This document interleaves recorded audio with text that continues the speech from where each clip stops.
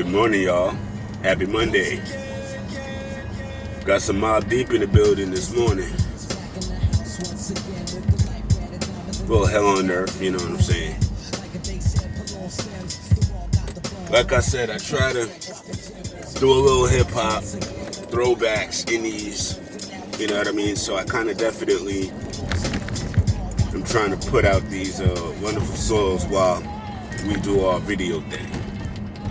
Once again, I truly appreciate you guys tuning in, watching me talk my stuff. So, just real quick, we got a W. Knicks caught themselves a nice little dub against the Bulls, and that was quite wonderful to watch. Mainly because we got to see Mitch really start to ascend, if for lack of a better phrase.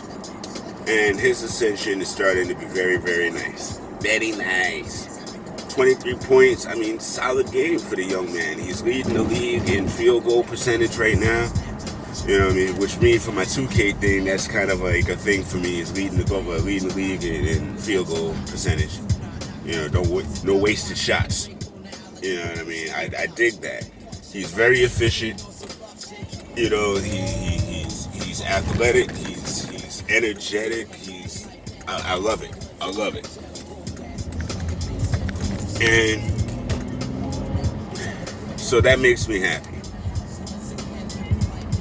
I don't know who's really talking wild about RJ anymore. Like, I don't get that at all. You know what I mean? And y'all real weird for that. I mean, number one, he's a rookie. And number two, he's actually playing pretty daggone well. So what is the knock? I feel like y'all just feel like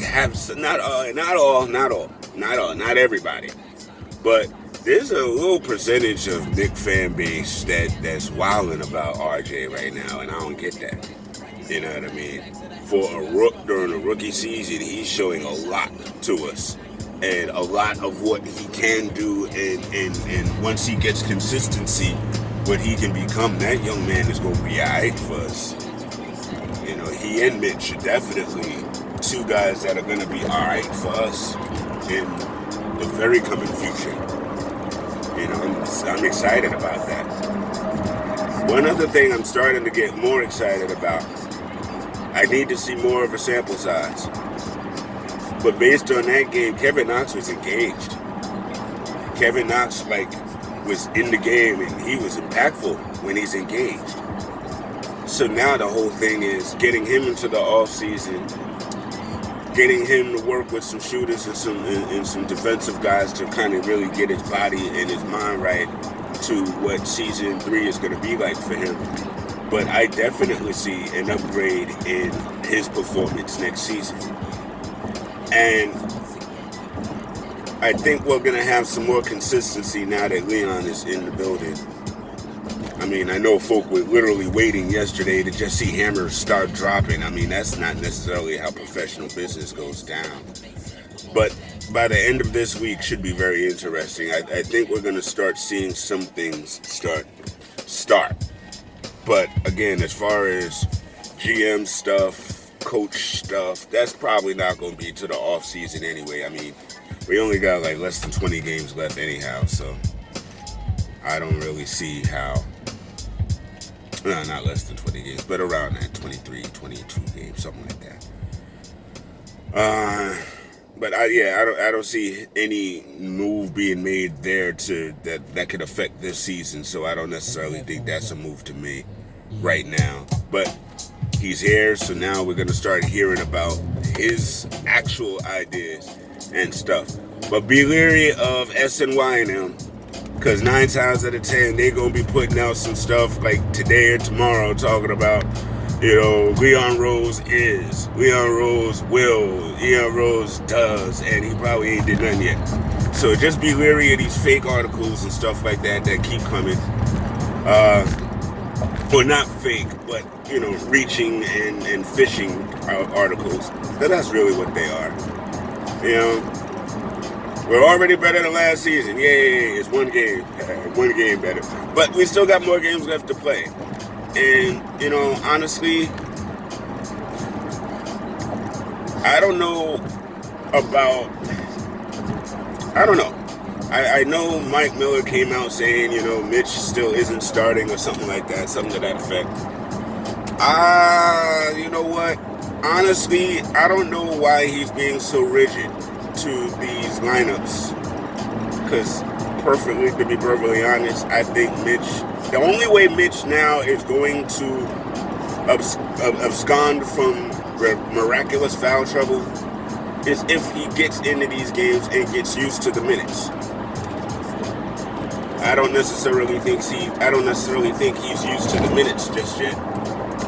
So, he's gonna be prone to getting a little bit rambunctious every now and then. But again, the coach actually gives him starters minutes, and for the rest of the season he gets used to that. We have seen where he can stay within himself and not get in foul trouble. At the end of the day, Mitch is going to be a starter. So the sooner he gets practice at that role, the better he'll be.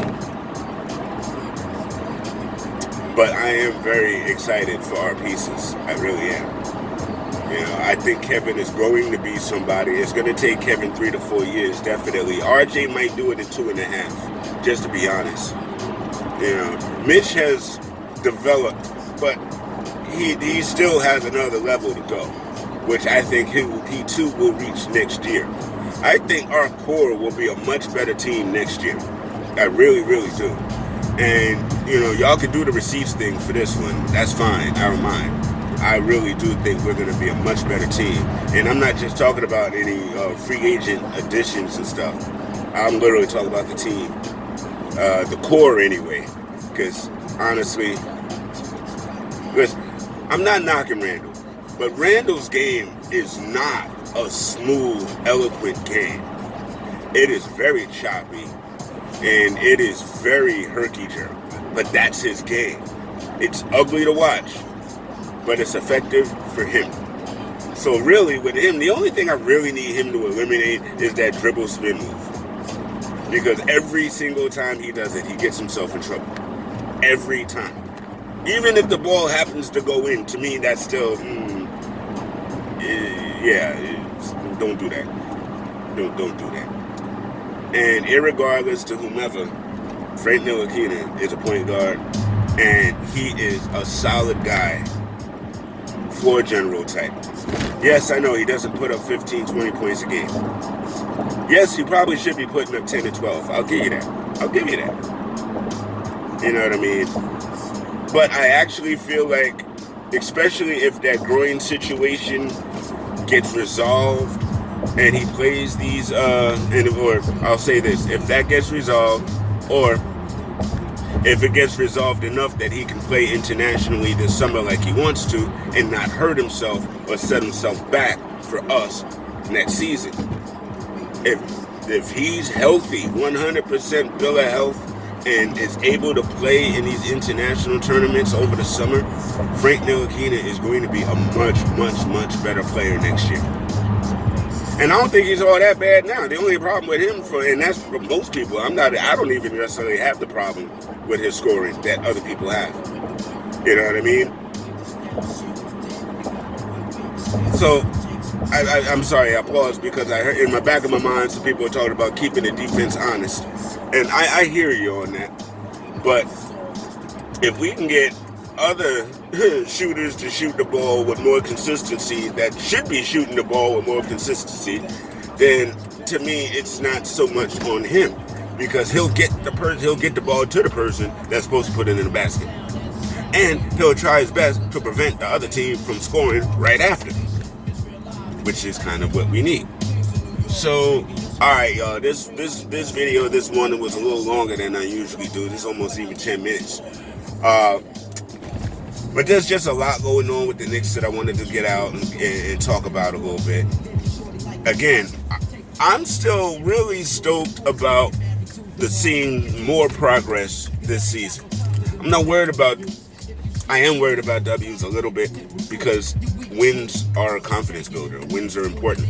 So I do look for those, but I'm not weighting everything on the wins right now. And of course, listen, this isn't a full retract, but this we've all kind of readjusted our expectations this season. And I'm to the point where, and I've been to this point where all I really want to see is the team develop. Not just the youth, the team. Because yes, the youth are important. And yeah, there are players that are on the team right now that probably aren't going to be on the team next year. As far as veterans, and maybe some youth as well, just to be hunted. And I hear y'all screaming for Kenny Wooten and them, Lamar Peters. I hear y'all. I hear it. I do. And Iggy, of course. To a certain extent, I agree with you. To a certain extent. But here's the thing. Y'all complaining about the youth not getting burned right now, so we just gonna bring up more youth to sit on the bench? Because Mike ain't running them like that. He's still putting Ellington and them out there, but he's still putting them out there. You know, I mean, I don't know what his marching orders are, and I don't know what his own personal insights are. So I can't really tell you why he's coaching the way he's coaching it. But to close out the game last night, they had the right folk in. Not last night, the night before, you know what I mean. They had the right folk in. So I can't be too mad because I like the way the game went down. Alright. I guess that's enough of a rant for this morning. This is a long video, so probably won't get a lot of views on this one, at least until later on in the afternoon when everybody's home and got time. Alright, one love. I appreciate y'all tuning in as always. And I will talk to y'all next episode, next scene. I shall holler.